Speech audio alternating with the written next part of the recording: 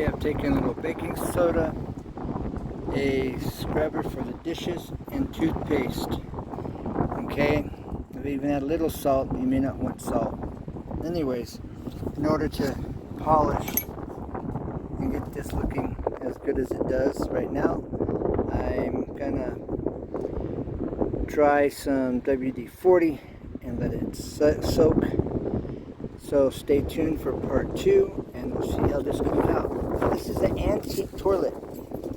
When's the last time you've seen a toilet base like this one? Okay, it's antique. And I'm refurbishing an antique toilet seat.